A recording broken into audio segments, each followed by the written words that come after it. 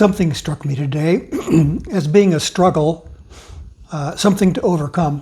And I don't think of it very often, but it actually is a very present and sort of in-your-face struggle that many of us have to deal with, particularly as we get older.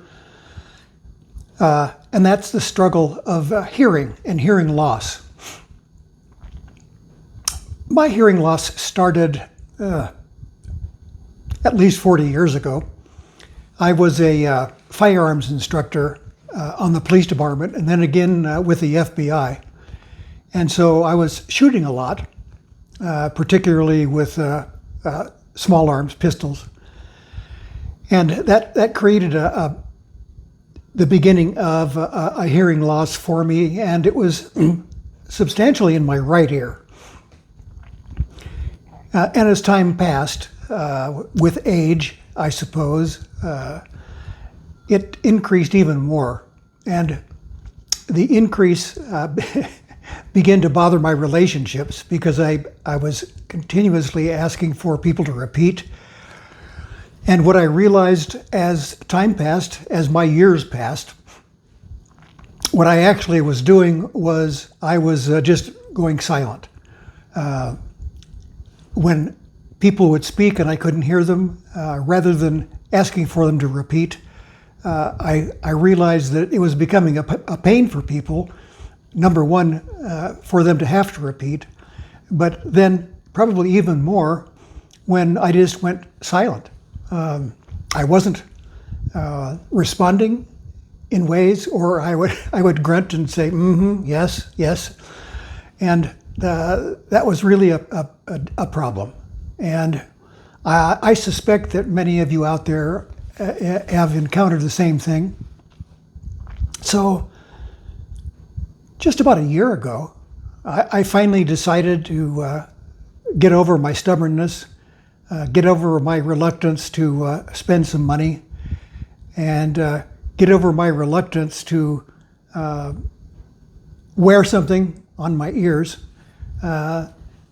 called hearing aids. It also sort of marks you as a person with hearing loss, and typically that goes along with being old.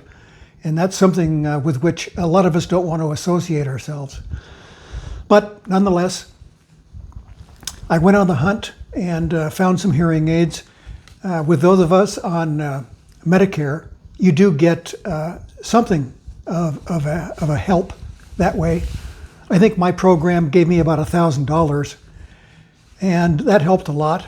But it's still fairly expensive if you want to get high quality hearing aids. Now, that said, for those of us who don't want to spend that kind of money, there are a lot of options out there that allow us to at least increase the volume. And that helps to a large degree. And for, starting at maybe $150 for fairly poor quality, but still useful hearing aids that increase the audio for us, there's a start. And then you can move up into the $500-600 range. My brother has a pair of hearing aids that are fairly high quality, non-prescriptive hearing aids that he got for, I think, $600. Mine were $3,600, but they're fairly delicately prescribed, and they are attuned to the different loss in my right ear as compared to the less loss in my left ear. So that's been a great help. And frankly, it's also taken me a while to get used to it. I'm not wearing them right now because if I use them with my phone, on which I'm doing this video, it results in fairly poor quality audio because the hearing aids are really prescriptive to perform clarity for my head, for my brain. And that doesn't translate into the hearing aid being good for audio on a phone. So that's also something you might want to remind yourself about. But it has taken a while for me to get used to them. I do find myself engaging better with people. I've even had some people, a very few people, comment on the fact that it seems like I'm a little more talkative.